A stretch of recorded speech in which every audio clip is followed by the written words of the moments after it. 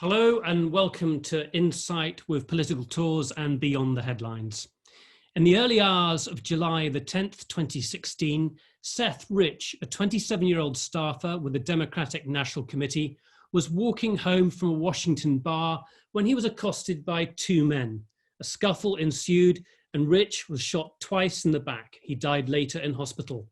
Within days, a theory popped up on the internet. Rich, its proponents suggested, was on his way to meet the FBI to speak about the Clintons. The killing, in other words, had political motives. To quote Roger Stone, President Trump's longtime ally, this was another body left in the Clintons' wake. Michael Isikoff, welcome to Insight. Good to be with you. Last year, you dedicated a series of fascinating podcasts debunking that conspiracy theory, an amazing series. Tomorrow you start a new series that looks at another story in the run-up to this election, and we're going to come to that in a moment. But for those who are not familiar with it, and we've got listeners, people who are listening in Australia and also in the UK, some in the US will probably be a bit more familiar with it. But for those who don't, I'd like to rattle through the various different actors who promoted the Seth Rich theory, because I think it gives people an idea of the enormous reach these conspiracies have and who in this tense political environment is ready to propagate them. And I'm going to start with Russia's Foreign Intelligence Service, the SVR. We've got a series of other names to go through. Mike, can you just tell us to start with, what was the SVR's involvement? Yeah, so this is from our Conspiracyland podcast, which we debuted last year on the Seth Rich case. And as you mentioned, we've got another one popping tomorrow. But the SVR, of course, is the Russian version of the CIA. It's their foreign intelligence service. It basically stems from the old KGB, which Vladimir Putin served as an agent. And within days of Seth Rich's tragic death, he's a young Democratic National Committee staffer who basically was murdered in what Washington police concluded was a botched robbery. But immediately the SVR, within a few days, was floating the idea that this was a political assassination. He was out to expose corruption by the Clintons, and he was gunned down on the streets of Washington by agents of Hilary Clinton. It was a nonsense theory. There was nothing to back it up, but it gained enormous traction in the US, originally on sort of fringe websites. Then it was picked up by characters like Roger Stone and fueled by Julian Assange, who within a few weeks gave an interview to a Dutch TV reporter saying that WikiLeaks was posting a reward for information about the death of Seth Rich, suggesting that there was a connection between Seth Rich and the emails, the DNC emails that WikiLeaks released on the eve of the Democrats. So this builds up some tremendous speed, and it suits Assange to some degree because he's trying to disguise where he has got the exactly. And we now know from Robert Mueller's investigation, from the Senate Intelligence Committee investigation, whose report was just released a couple of weeks ago, from the House Intelligence Committee investigation, from the FBI, from the U.S. intelligence assessment, that this was all nonsense, that Assange got the emails from Russian intelligence, from a GRU persona, GRU being the military intelligence agency of the Russian Federation. And we can be precise about when he got them. And guess what? It was 4 days after Seth Rich had died. So there was clearly no connection between Seth Rich and the DNC emails leaked to WikiLeaks. And then it gains huge momentum when Fox News take it up. Yeah, so this sort of circulated on social media for months, and that's a big part of the story, the role of the social media platforms and how these conspiracy theories gain traction and momentum because they circulate on these social media platforms, fueled by the White House. Steve Bannon was was telling a reporter, a 60 Minutes reporter, as we document in the series, that this was a contract hit. Obviously, those were his words. We have it in a text message that we reproduce. And ultimately, Fox News, Sean Hannity is shouting it from the rooftops in the spring of 2017. So this is a classic case of Russian disinformation picked up and fueled by Trump allies making its way to Fox News. And the really poignant part of this, and this is very much a theme of our new Conspiracy Land series, is there, these theories involve real people. And we talked at length to the parents of Seth Rich, who were just distraught and anguished over the lies that are circulating about the death of their son, wrapped into some giant political conspiracy when there was absolutely no evidence to support it. And, this is a phenomenon of our age and of our time. And it's something that we all have to be much more cognizant. I think it's really worthwhile. I know you spend a huge amount of time investigating it, and I really recommend that people go back and look at that series, because the amount of detail, the way you deconstruct everything piece by piece, and you look at every bit of evidence.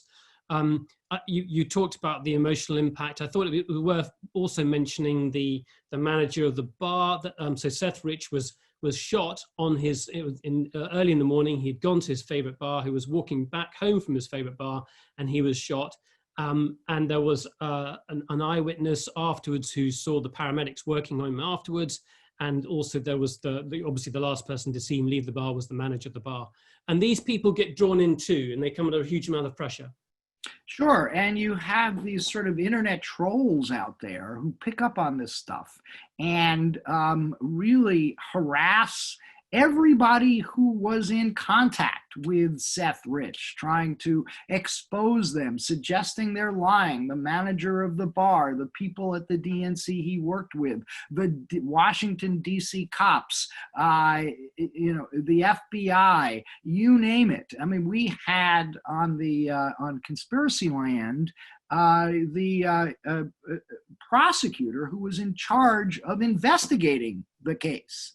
And she talked for the first time on Conspiracy Land, talking about what a distraction this was from her trying to do the real investigation to find the killers, because these nonsense conspiracy theories get out there. They poison witnesses, they cloud info, they throw up dust, and they distract from doing the job that needs to be done. And all because there are actors out there trying to serve a political purpose to distract from what the Russians did, which was real during the 2016 campaign, and distract from what became the Mueller investigation, which was the investigation into what the Russians did, and to protect Donald Trump, because Donald Trump was insistent that he has never accepted the fact of Russian interference in the 2016 campaign that helped him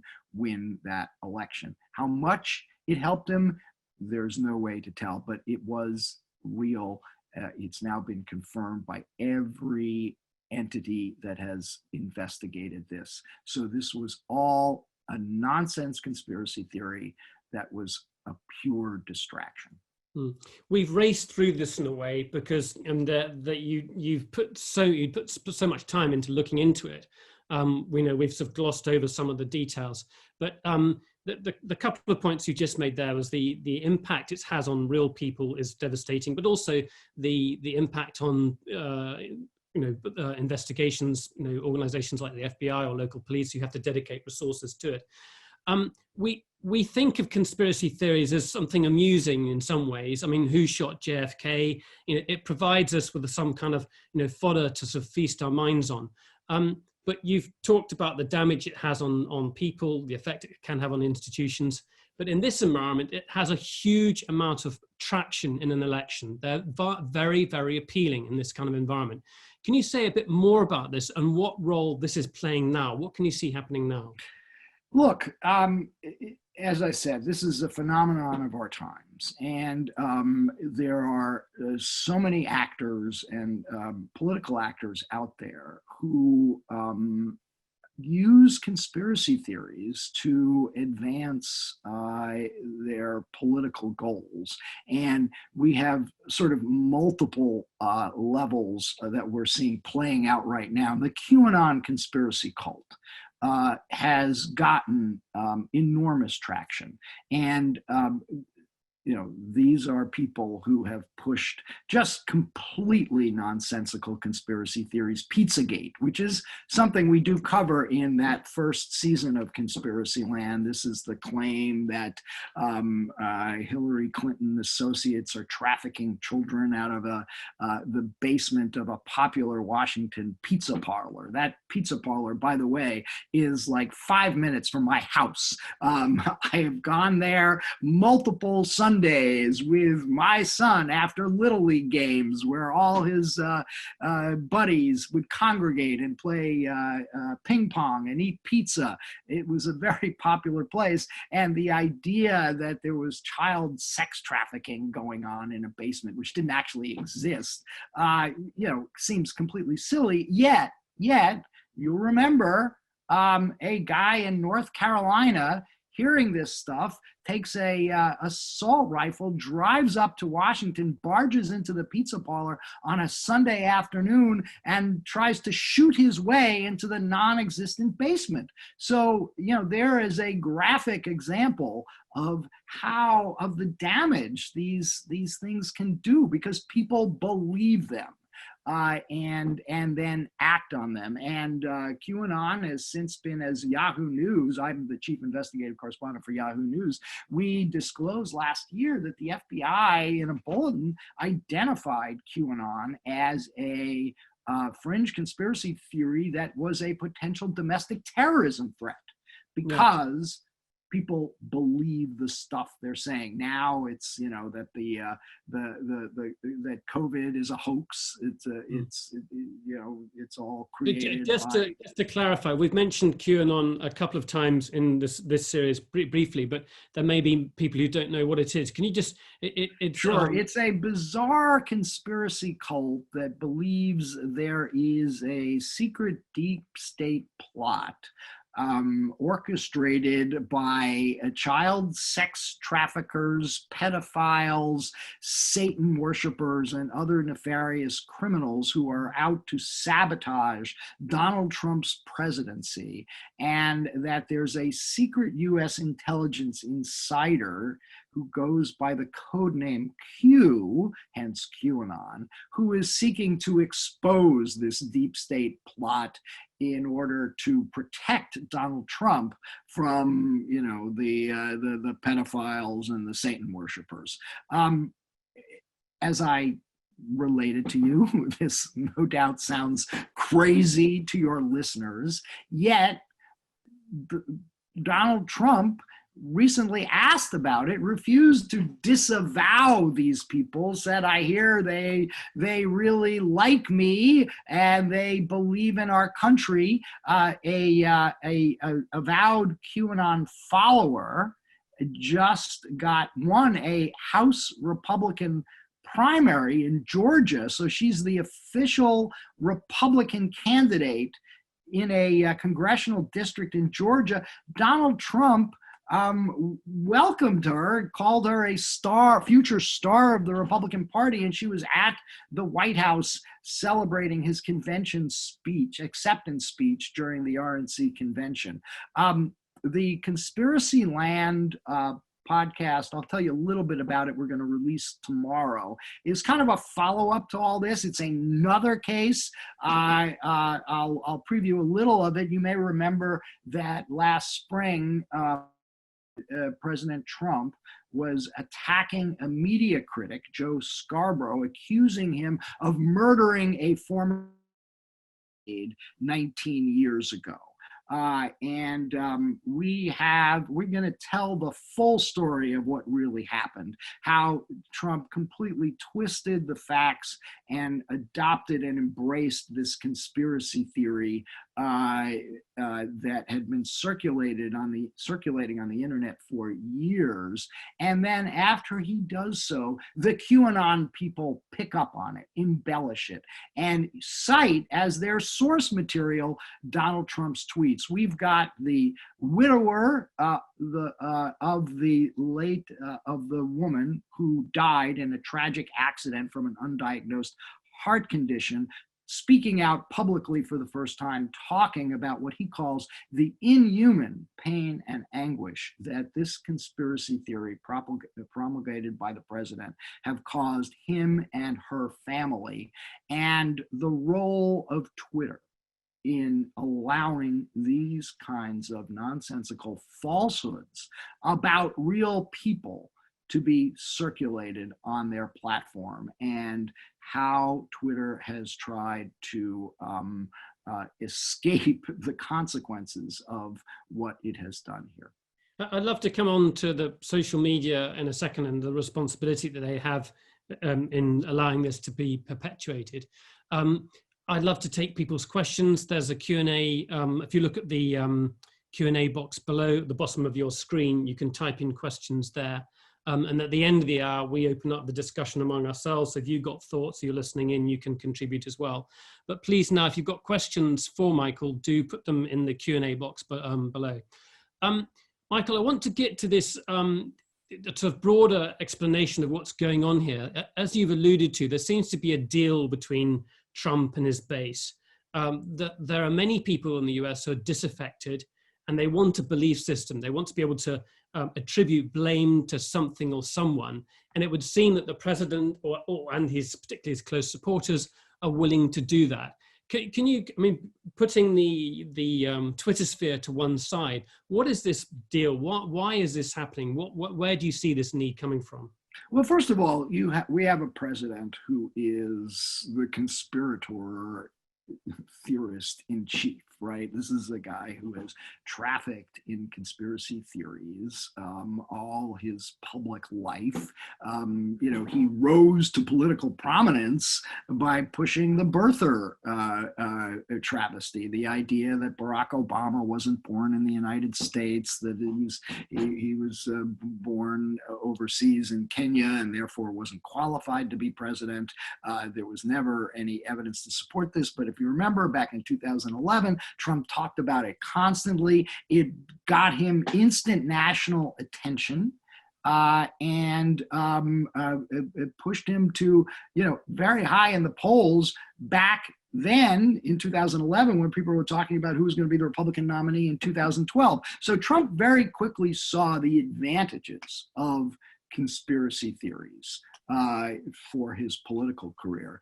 And he has continued to circulate them, promulgate them, tweet about them in his presidency very early on. The idea that Barack Obama had wiretapped his phone in Trump Tower, another conspiracy theory.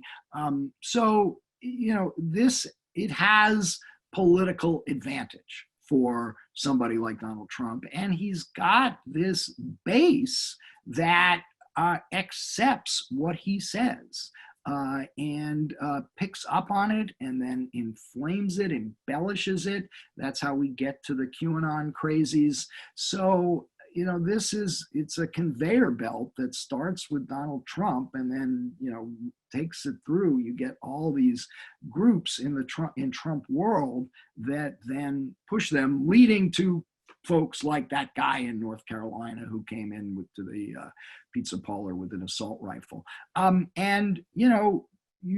We have multiple examples of how the Russians have used this to their benefit, to sow discord, to sow distrust in about American institutions. The Internet Research Agency, that troll farm in St. Petersburg, picked up on these. In fact, that's something we document in Conspiracy Land in the Seth Rich case, how at every stage of the game, every time the Seth Rich case would come up, you would find these trolls, Russian trolls, masquerading as Americans, tweeting out pictures of Seth Rich, stories about Seth Rich, pushing the conspiracy theory forward. And, I say masquerading as Americans. An example was one of their accounts, 10_GOP.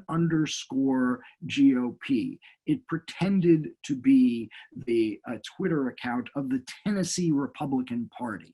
In fact, it was some troll in St. Petersburg, Russia. And it was so persuasive to the folks in Trump world that Trump's campaign officials were retweeting 10_GOP, not realizing that they were amplifying a Russian propaganda troll, thousands of miles away in St. Petersburg.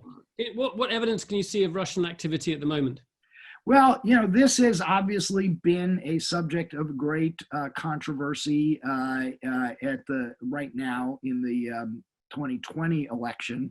The U.S. intelligence agencies have briefed that they have seen signs of similar sort of activity this time around. We don't have a lot of details right now. There's some anecdotal examples of the same sort of thing, Russian accounts that can be leaked to Russia, pushing various themes related to Black Lives Matter protests and other related matters. But as you probably read and saw, the U.S. intelligence the director of national intelligence has cut off briefings for Congress about what the intelligence agencies have picked up on this front. So we don't have the sorts of details that we would like to have, but given what happened in 2016, we're likely to pick up on them as the election gets closer. Now, we should point out that there are also conspiracy theories on the left, and conspiracy theories are convenient to people who want simple narratives to explain complicated events in order to forward their political goals. And in some respects, one can say that some of the elements of the Steele dossier were a conspiracy theory that much of which has not been substantiated by the various investigations, and in some cases have been disproved by the various investigations. Yet, critics of Donald Trump embraced it. Some of us in the early stages reported on aspects of it. So it is something we all have to be extremely cautious and careful about. And by the way, in the new Conspiracy Land series, which launches tomorrow, people can download it on their podcast applications. I should point out that the Joe Scarborough killed his aide conspiracy theory started on the left. It was pushed back in its early days by diehard Democratic partisans who wanted to stick it to a then sitting Republican congressman. And, it circulated for years in the fevered swamps of the American left. And then over the course of the last year or two, when Donald Trump had his blood feud with Joe Scarborough, the MSNBC anchor, gets adopted by Donald Trump and the political right. I sometimes think what we need is some psychologists to explain the need for conspiracy theories and how they sort of fill a gap in our lives. And then there are real conspiracies. You think about the Catholic Church and the cover-up over the what Sure. Catholics have done over many years in schools and colleges. Let's start bringing in some questions here. Anita Felger's got a very good sort of follow-up question from our conversation just now. So let's bring in Anita to start with. So Anita, you'll just need to unplug your microphone. If you look at the bottom left-hand side of your screen, it may be Anita, it might be somebody else living there too. and then we'll bring in Rudy Boomer afterwards. So Anita, go ahead. Yeah, I'm just wondering whether that you see any tool that could be used to discredit some of these theories that's not being used. Well, there's the really serious questions that the social media companies have to answer for is what do they do when these clear falsehoods get posted on their platforms and then, in the case of Twitter, retweeted, in the case of Facebook, shared and liked by thousands, tens of thousands, hundreds of thousands of people. In the case of Donald Trump and his false conspiracy theories about Joe Scarborough, we tracked something like over 500,000 mentions on Twitter after Trump starts taking it up this spring. And so what do the social media companies, what are their responsibilities when lies are spread like breadcrumbs on their platforms?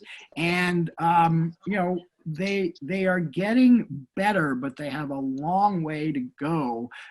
Twitter, one thing we reveal in the new series is Twitter had a secret policy that basically exempted political leaders like Donald Trump from its terms of service agreement.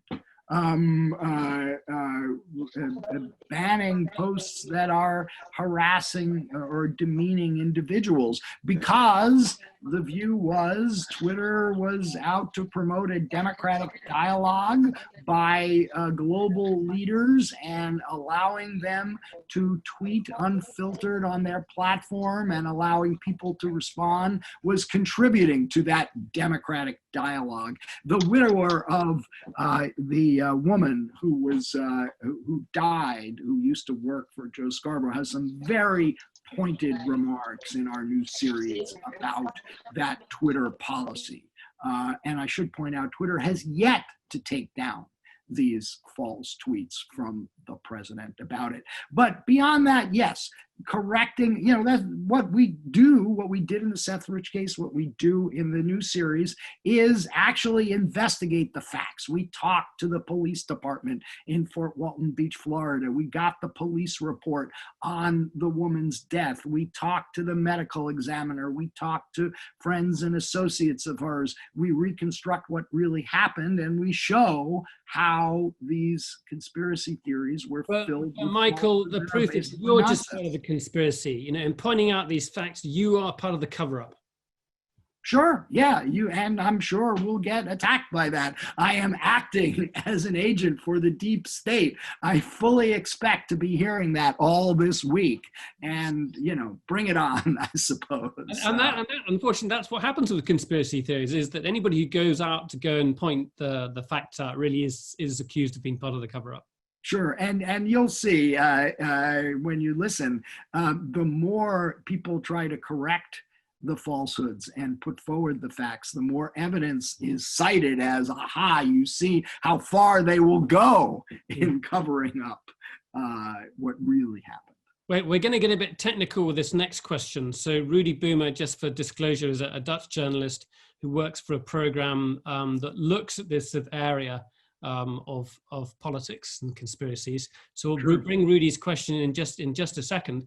But I'm just going to, it's about QAnon and where the QAnon theories come from. And the QAnon really, there's a sort of a political Nostradamus who provides information. That's what QAnon is meant to be. And he says, this is going to happen on this particular day, and this is why this has happened. And so he puts these theories out there, and he's followed quite closely on two.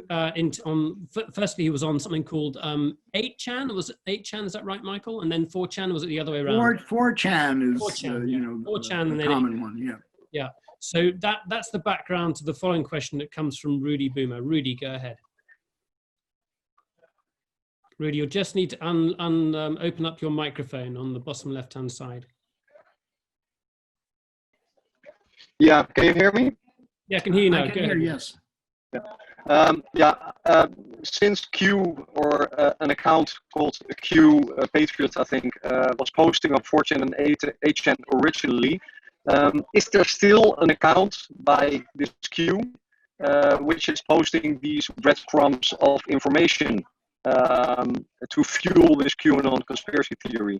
And if yes, on which platform and which? Yeah, there are all sorts of new platforms out there which we identify in this new series. One is called BitChute, another is called Voat, because it is true that the mainstream social media platforms like Twitter and Facebook have started to crack down on QAnon. In fact, Twitter recently disabled something like 7,000 accounts that were linked to QAnon. So that has pushed these folks off into sort of these fringe sites, which actually, on the one hand, we can say is a good thing because they are less, they don't have the reach of something like Facebook or Twitter or even 4chan, but they are also harder to track because they're not websites that a lot of us routinely go to. So they're talking among themselves in sort of political space that seems too bizarre for mainstream folks to pay attention to. But they have followers, thousands of them, and they get traction. And as I say, the really alarming thing is to see how they will cite Donald Trump as source material for what they are posting. As for whether Q still has the site on 4chan, I don't know. But clearly he is getting his message out in ways that, is hard for some of us to track. Okay, we've got lots of questions coming in now. So what I'm going to do is I'm going to take two at a time just to sort of complete this a bit. So let's bring Diane Cook first, followed by Peter Kessler. So let's take Diane first. Diane, you just need to undo your mic, bottom left-hand side again. Go ahead, Diane. The same time that you do. Yeah, go ahead. We missed the beginning of that. So just go ahead again. Yeah, just in listening when you were talking about how I think it was the FBI, you said, when they were investigating one of the cases you mentioned, found, this involvement really made life difficult. I guess my question is really that, assuming that it's not just numbskulls who pay attention to all this sort of conspiracy stuff, how immune are the investigative agencies like the FBI, the Department of Justice, and in local states equivalents? Oh, and Diane, when you say immune, do you mean that they how immune are the agents to being affected by and subscribing well, to they're not. These conspiracies? They're not. Let's remember, in the Seth Rich case, it might sound sort of outlandish at first, but this is a conspiracy theory that, as I pointed out before, got quietly pushed by a senior White House official, and then finds its way to Fox News with its millions of viewers. So when Fox News, and ultimately I should point out that Fox News, after 8 days of promoting this conspiracy theory, had to retract it because it was so clearly and blatantly false. But Sean Hannity is the #1 cable show, or was the #1 cable show at the time in the country. And he was, flagging it. So when he does that, millions of people hear it, a vast number of people believe it, and then for witnesses, okay, if you're the FBI, the Washington police, you're out there trying to find witnesses to a real murder. Seth Rich was murdered. It was a botched street robbery, but real witnesses were out there. And when you have this alternative version of reality pushed there, Witnesses accept it. Witnesses will point to it. Defense lawyers can point to it. What about this? Did you investigate that? So it does become a huge distraction for people trying to do their jobs. But Michael, in the US, to the it's a truth. slightly different sort of judicial system to the UK and Australia. You know, you've got your prosecutors can have a political mandate. They're politically appointed. And so do you see a sense that some of these conspiracy theories are actually adopted by people from one political wing or another? Well, you know, we've had a big controversy here in the United States over William Barr, the Attorney General, and the extent to which he has pushed the idea that mail-in balloting will be rife with fraud. There's, you know, little empirical evidence that this has happened, but Barr has sort of suggested it's a real problem. So, yeah, in cases like that, yeah, you have people with political motivations. But by and large, I mean, look, he's the Attorney General. It's a political appointee, and he's part of the Trump administration. But, you know, the people that work for him are for, you know, at the street level, at the prosecutorial level, or career professionals who are trying to do their job without political influence. And, you know, you get this tension, and we've seen it in some of the cases that grew out of the Robert Mueller investigation, between Barr with a, you know, clear political agenda to discredit what Robert Mueller was doing, investigating the president, and the career prosecutors and FBI agents who are simply trying to do their job. Yeah. Okay, Peter Kessler, and then Liz Reason. I am gonna take two questions at a time if we can. So Peter, go ahead, and then followed by Liz. Peter, go ahead now. Yes, hi, Michael. I'd like to inquire, you know, clearly some countries have established the capacity for their Great Wall, as China has, and North Korea, for example, have the capacity, or indeed instigated the separation of their national and international internet. But is this a step that is necessary for more countries? For example, we have seen in the lifetime of for example, my parents, the censorship that took place in the Allied countries, and I'm sure in the Axis as well during World War II. You know, will countries, do you think, revert to that kind of capacity to censor outlets, and will internet outlets be treated more and more like media that need to be controlled, as we had in the era of the fairness doctrine in the US? Okay, Liz Reason, you've got a question that closely relates to that. So Liz, let's bring you in as well. Liz, go ahead. Yeah, hi. I was talking to a health professional this morning who said that there's now a new science called infomediology, like epimediology, and they're using it to try and ensure that good quality health information reaches people. And how can they track what are effectively conspiracy theories with rubbish health information? And I'm wondering if you can see it applying to politics. Yeah, look, these are tough questions, because look, I'm a journalist. I recoil at the idea of censorship. I know the way censorship can be used by authoritarian regimes to suppress democratic opposition, and you know, and often using the kinds of language, you know, a threat to public safety, a threat to public health, as an excuse for doing so. So I don't want to suggest that there are any easy answers here. You know, the first question about building up a wall, you know, I think we all have to be wary about how this is done and how we regulate these internet platforms going forward.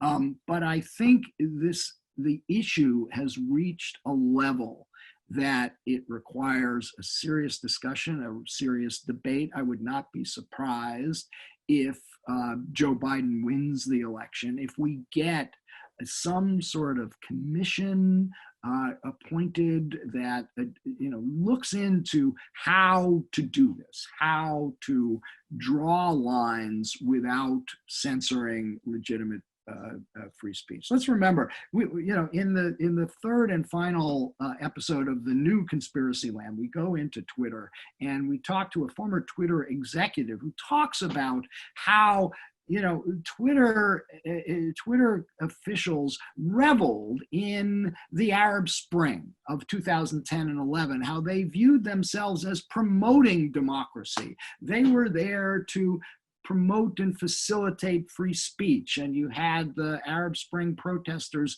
circulating their pro-democracy messages on Twitter. That was a good thing in the interests of free speech and democracy and all that. But at the same time, this former Twitter executive said, I never imagined how this could be abused and turn into, and that our platform could become a forum for hate speech, disinformation, and wild conspiracy theories. And she says there was a naivete on our part in not realizing the potential for abuse of what we were doing.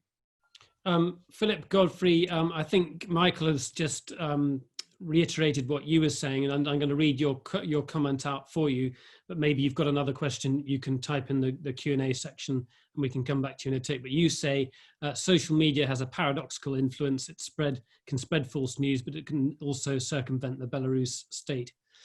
So that's, I think, echoing what Michael was saying just there. Philip, do put another question in there and I'll come back to you.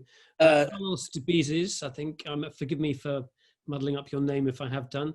Let's go to you, Carlos. Carlos, go ahead.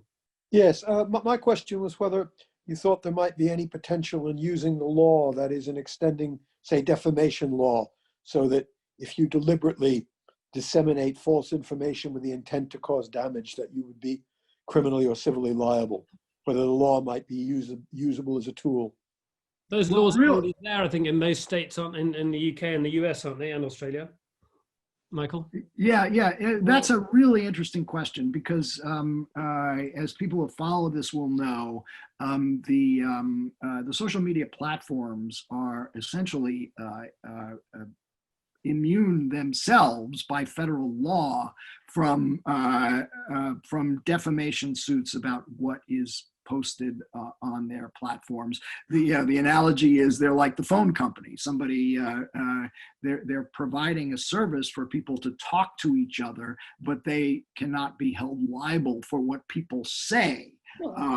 Now, that said, we started out talking about the Seth Rich case, and there are 2 lawsuits right now as we speak in which the family of Seth Rich are suing. In one case, the parents are suing the people that were pushing the Seth Rich conspiracy theories, and then there's a separate lawsuit by the brother of Seth Rich who's doing the same thing.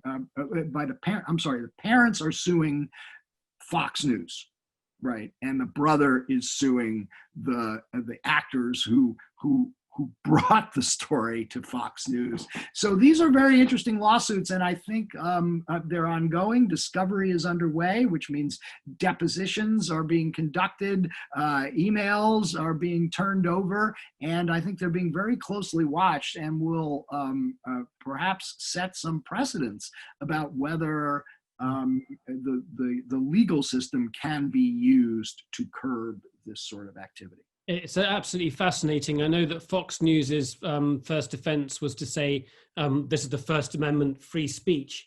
Absolutely. Yeah. And I should say, they've got a top-notch law firm, Williams and Connolly, defending them. They have been my lawyers at times when people have filed lawsuits against me. It's an interesting paradox that this top-notch Washington law firm is defending Fox News for essentially spreading falsehoods to millions of cable viewers, arguing that, hey, freedom of the press. Yeah, the press has a right to get things wrong at times, but we can't have censorship of the press.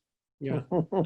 Just to sort of add some detail, the brother of Seth Rich one of the conspiracy theorists, or somehow this theory was put out there, that he had been paid after Seth Rich's death. Yeah, absolutely no evidence of this. It's just one of these nonsense claims that gets out there. Yeah. Hilary Matthews, you've got a really good question that follows up on Fox News. Hilary, go ahead. Hilary, you'll just need to undo your microphone on the bottom left-hand side. If you look at the bottom left-hand of your screen, there you go. Okay, there. Well, I think you've really answered my question as well, but in my experience, and many people I know, particularly in California, take every single word Fox News says. And I just wonder how on earth Fox News can be held to account. I think you've partially answered that question, but until Fox News admits that a lot of what it puts out is falsehoods, there isn't a chance in hell that I can see that things are going to change. Well, that's why I pointed to this the lawsuit by the parents of Seth Rich, which are digging into the editorial process at Fox News as to how it came up with its false story that it pushed. Look, you know, there are no easy answers to this, and Fox News is a news organization, has credible journalists working for it, one of whom, Jennifer Griffin, confirmed some of the sensational allegations in the Atlantic story about the president describing military service members who died in combat as losers and suckers. So there are honest journalists that do work for Fox News, but at the same time, you have essentially propagandists who host its evening shows that are not as tethered to the facts and reality as some of the journalists who work for it. For those who might not know the enormous influence that Fox has, can you just talk a bit about its the number of listeners it has, how it dominates? Yeah, I mean, it is the #1 cable network in the United States by far. And increasingly, people get their news from cable news. And so Fox does have an inordinate outsized influence in driving the political conversation in this country. Now, this is not to say that the rival networks are restricted to gospel truth, because we live in this polarized political environment. And in fact, one of the really damaging things about Donald Trump's presidency is its sort of polarized people on both sides, so that now there's this sort of reflex on the part of the non-Fox press that we have to correct Donald Trump at every stage of the game, and we have to inform the public about the falsehoods. And at some point, you do fall into the trap of becoming the opposition party that Donald Trump wants you to be seen as. And if you are seen as the opposition party, it is so much easier for him and his followers to discredit what CNN or MSNBC or the TV networks of the New York Times or the Washington Post are reporting. Because, they're just out to stick it to me. I think that Michael, you've really hit upon a key point, which is a really difficult thing to get around. So if you and I used to work for the BBC, then I worked for the New York Times, and those are organizations that are seen as part of with a liberal bias. Yet it would seem to me, particularly in the States, that the people who are doing the serious journalism, investigative journalism, serious reporting, by and large, are put in that domain. Is that fair? I mean, basically, it seems to be a political divide between I have a firm political opinion, okay, I may be left or right, and that if you are critical of things, you're seen as a liberal. Certainly that's the view inside Trump world. And to some extent, this has been a complaint of conservatives for quite some time. That's what led to the creation of Fox News, because of the perception that the mainstream networks were infected with liberal bias. And, that was understandable. There's certainly an element of that. At the same time, there is such a thing as professional standards that those of us believe we strive to adhere to. And, to me, the big unanswered question is what happens after Donald Trump? At some point, Trump will be gone, either in January because he loses the election or 4 years hence. And, how does the media handle life post Donald Trump? And does it, come back to sort of a more, an effort to be even-handed or dispassionate in reporting the news, or will we be so hyped up by the Trump experience that the kinds of professional standards which did preclude injecting our political views into stories, will we remember that that's an important part of what we have to do? Yeah, just explain. I want to sort of go back just for a second. When Fox were running that story for a week, they were suggesting that that there was the FBI was investigating the killing of Seth Rich, and alluding to the possibility that there were ulterior motives for his killing. And they did this based on supposedly an FBI source. Is that right? Yes, a source. Well, a unidentified source, a single source, who's never come forward, who's never been identified, and there are serious questions whether the source as described actually exists. And what was the explanation when they did drop the story? That it didn't meet their standards and that they were doing an internal investigation, the results of which have never been released, and it's now 3 years since the story was published. Okay, let's bring in some more questions. Do put more questions down in the Q&A box here. We've just got we've got about 9 minutes left, so this is your opportunity.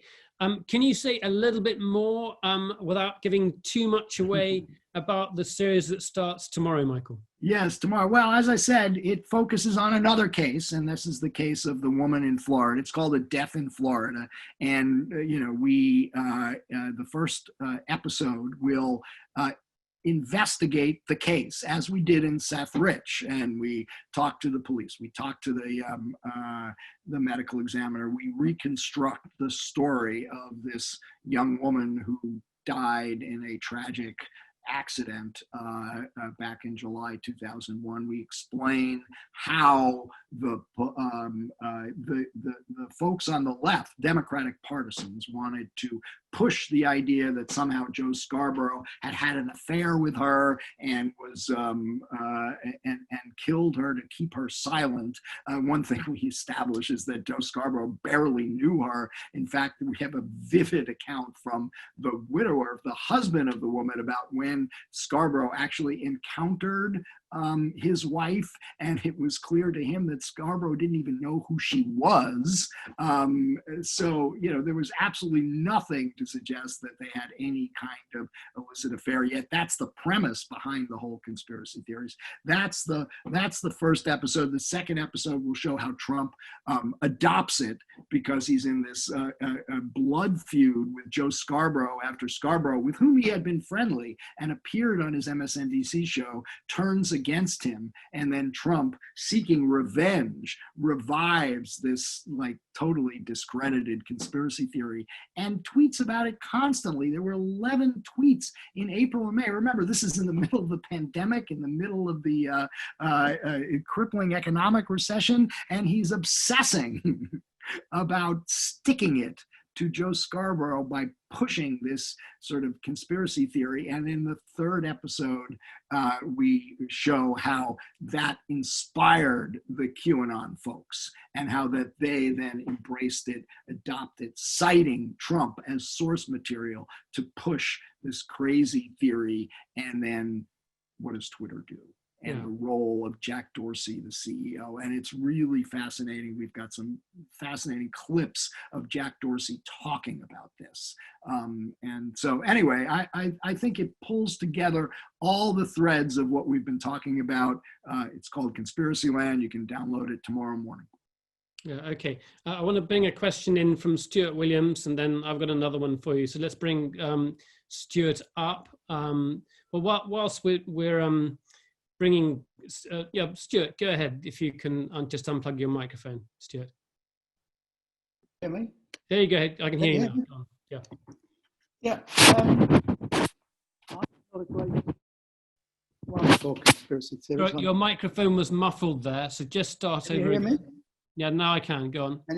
I said I'm not a one for conspiracy theories. I'm much more of a cock-up theory man. But when I read these things about deep state, went through. Can you hear me? Yeah, we can hear you. I think there's I think Simon Jackson needs to turn off his microphone because I think we've got an interruption there. So just if you're not talking, please keep your microphone off. So Stuart, go ahead. Yeah, I can hear you clearly. But you as regards this deep state conspiracy, deep state paedophiles, etc. That when I read about Bill Clinton's association with Jeffrey Epstein, and who's a convicted paedophile, and I read about Clinton's trips on the Lolita Express to Epstein's Caribbean island, then I think, doesn't that sort of fuel conspiracy theories when you get behavior like that? Sure, it does. And, every conspiracy theory has grains of truth that can be used to sort of build. In fact, one of the things we do in the new episode is show how, there were, questions about the police investigation, questions about the medical examiner and his background, none of which adds up to the crazy conspiracy theories that result, but, they provide grist for conspiracy theories. In the case of Bill Clinton and Jeffrey Epstein, I mean, look, I am hardly one to defend Bill Clinton or try to protect him in any way. And I think that there are legitimate questions to ask about how many times he was with Jeffrey Epstein on these planes. He does seem to have dissembled a bit about the frequency of his trips. I would not be surprised if we get more of those questions. But I should say that of the women who have come forward and talked, so far, none has said that they witnessed or had experienced or saw Bill Clinton engaging in the sort of behavior that others did with some of these young girls. And by the same token, none have come forward and said they saw Donald Trump, who also partied with Jeffrey Epstein at times. In fact, we have video of Donald Trump, ogling women with Jeffrey Epstein, but none of the women accusers who have come forward in lawsuits and in the U.S. Attorney's investigation have said they witnessed either Trump or Clinton engaging in improper behavior. Okay, Jim Lowenstein, a good follow-up there. Jim, go ahead, Jim. Am I on? Yep. Well, this is a terrible commentary on American society, which leads me to the question of, does this sort of thing exist in other countries, as far as you're aware? Absolutely. I mean, I think that we have polarized political societies and authoritarian regimes around the world in which conspiracy theories flourish. I mean, in the Mideast, my God, the circulation of conspiracy theories is almost par for the course. And, it's just kind of distressing that we have in the United States and the European Union and mature democracies that seem to have imported the kind of conspiracy culture that has flourished for many years in other societies. Well, I mean, the George Soros conspiracy theory that the Hungarian prime minister has been pushing is an example. But I wonder, in France and the UK and Germany, are there conspiracy theorists? Well, Nicholas, you could probably speak to that as well as I can, but yes, I believe there are. In fact, in the case of Seth Rich, I know that some of the conspiracy theorists who worship, not worship, maybe too hard, too strong a word, but who were supporters or advocates of Julian Assange, picked up on Assange's comments to push the Seth Rich conspiracy. So yes, I mean, I think that there's an element of this in all democracies. The issue is it really has gotten traction in ways we never saw before, thanks in large part because of the rise of social media, because it's so easy to push these conspiracy theories on the social media platforms. Michael, you've covered American news and politics for a very long time now. You must be very worried by the sights of armed people on the street protesting and in some cases shooting each other. Is this as bad as you've ever seen it? Well, I am old enough to remember as a youngster the Vietnam War days in 1968 and the riots in Chicago after the Democratic, or during the Democratic Convention, the violence in the streets, Kent State. So a lot of what we are seeing now is certainly reminiscent of the divisions within American society.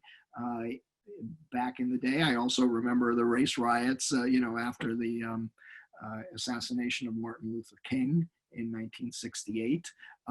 So there are eerie parallels there. One hopes this doesn't get out of hand, but when you see the number of political actors who seem to be falling into and pushing the idea of confrontations, it is unquestionably a worrisome trend. Michael Isikoff, thank you very much indeed for all of this. The next series of Conspiracy Land is out on Yahoo from Tuesday, so looking forward to that. Our next Insight is at 8 p.m. BST on Friday, the 18th of September, and that's with Jeta Jara, a leading journalist from Kosovo, and Sonja Bisako, who is a human rights worker from Belgrade. And that's going to be about the possible peace deal between Kosovo and Serbia. So if you're interested in European or Balkan politics, that's certainly one to listen to. My thanks again to Michael.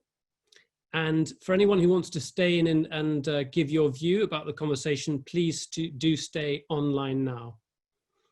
Thank you, Michael. That was brilliant. Thank you very much indeed. And sure enough, enjoyed it. Podcast. We'll all be following you. Okay, thanks a lot.